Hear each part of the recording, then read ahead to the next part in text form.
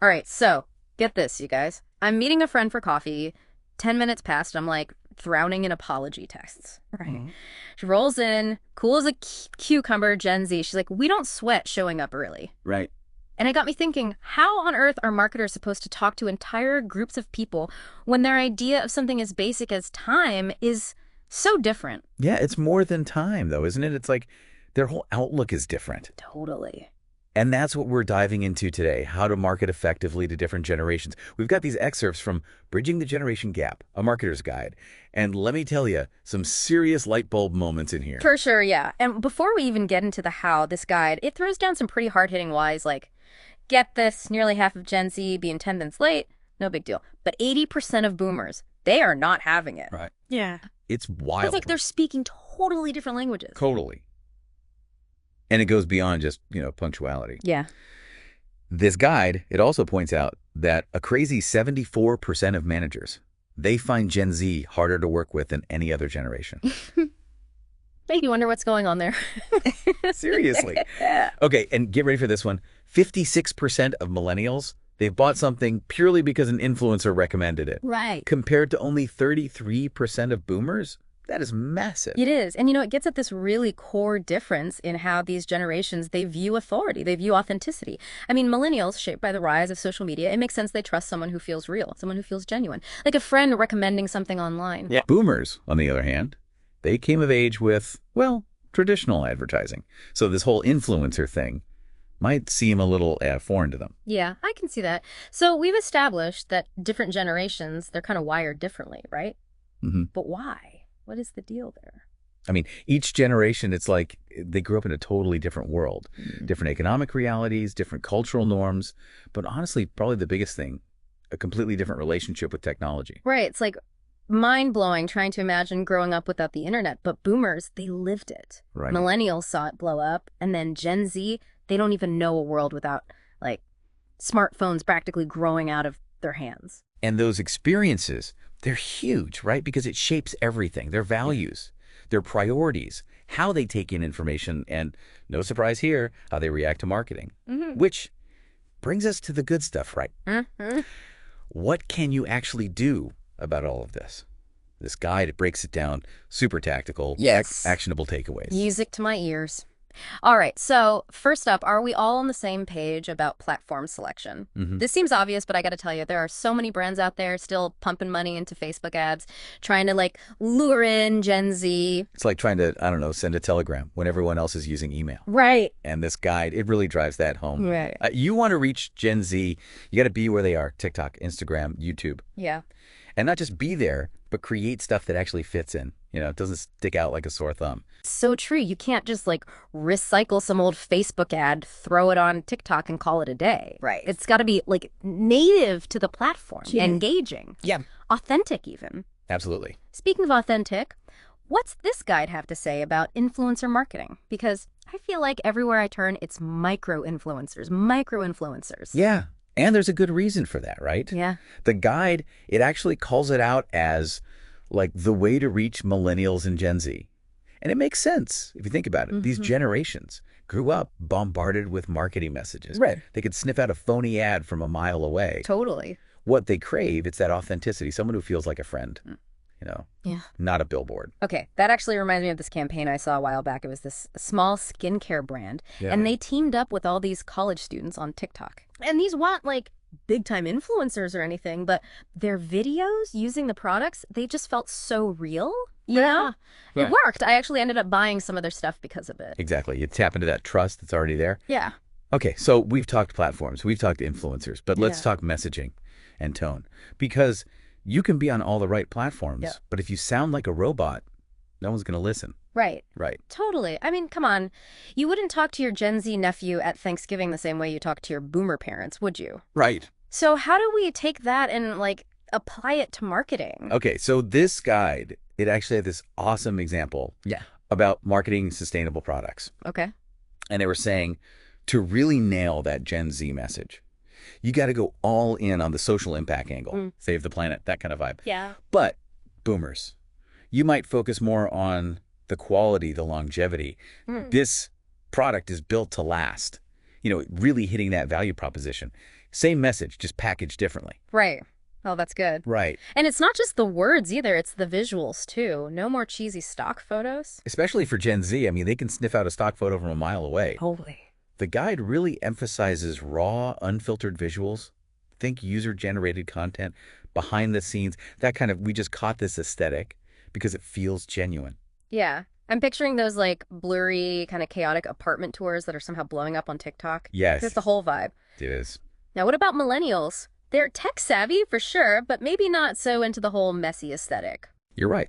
And the guide actually suggests while millennials, they do appreciate authenticity, they're also looking for things that feel a little more polished, aspirational. Okay. Think stunning travel photography, those beautifully curated lifestyle blogs. You know, it's about tapping into that desire for experiences, for self-improvement. It really is all about knowing your audience, huh? Yeah. Like, put a super aesthetically pleasing Instagram feed in front of me, I'm here for it. But I also totally get that raw, like, Gen Z humor vibe, too. It's finding that sweet spot. It is. Yeah. Okay, so speaking of knowing your audience, this guide, it digs into purchase motivators, too. Like, what actually gets each generation to click buy now? Right, because you can get people inspired, but you got to get them to actually pull out their wallets. Right, exactly. That's the goal. And for Gen Z, the guide really highlights like social impact. That's huge. Okay. They want to know that their money, it's going towards something good, not just, making some corporation richer. Yeah, like they're holding brands to their word, which I love. Okay, so what about millennials? What makes them buy something? Experiences. Big time.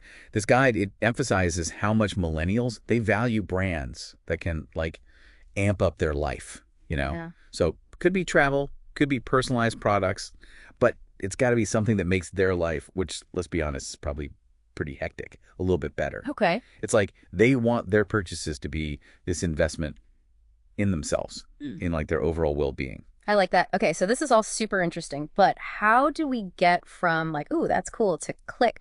What about call to action strategies? How do you actually get each generation to take that next step? So with Gen Z, instant gratification, remember, the guide it suggests, like calls to action that are all about that.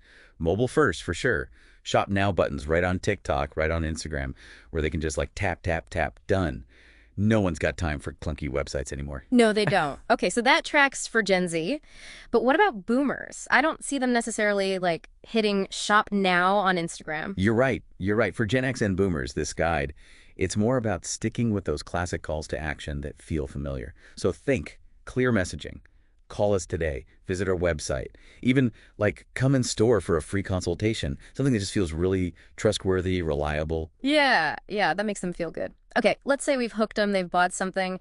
How do we keep them coming back for more? Let's talk loyalty programs. Oh, the holy grail of marketing. Right, it is. Building those relationships that last. And guess what? This guide says you got to tailor those loyalty programs too. Gen Z. Think gamified. Social media integrated.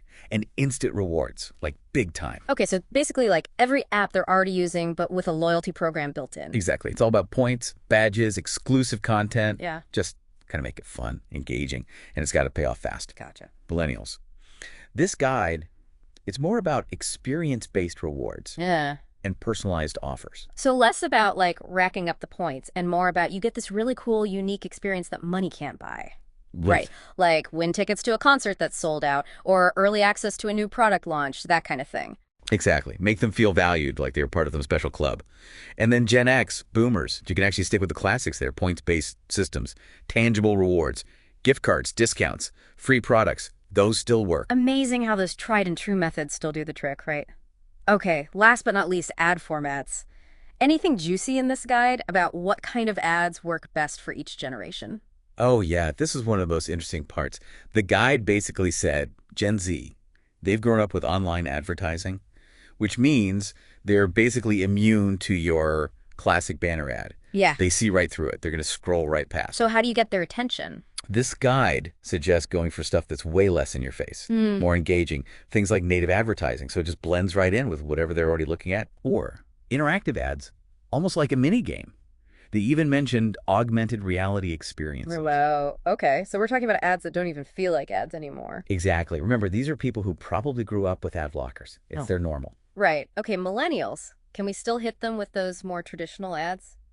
To a degree, sure, but the guide really stressed storytelling, authenticity. They want to see brands that have a purpose, that, line up with what they care about. So less about pushing a product, more about like sharing a story that really connects on some level. I like that. Okay, what about boomers? Are they still cool with those like classic ad formats? They can be.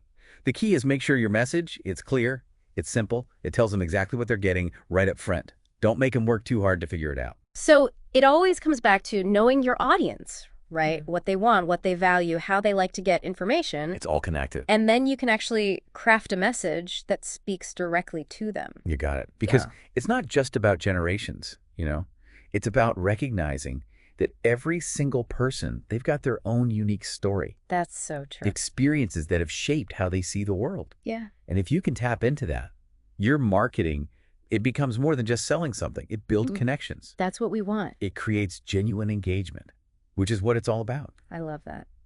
Well, guys, that was our deep dive. Some seriously eye-opening insights, right?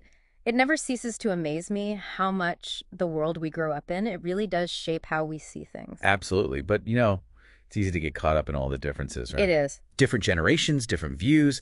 But at the end of the day, it's about understanding. It's about empathy. It's about meeting people where they are. To not agree more. And those are values that never go out of style.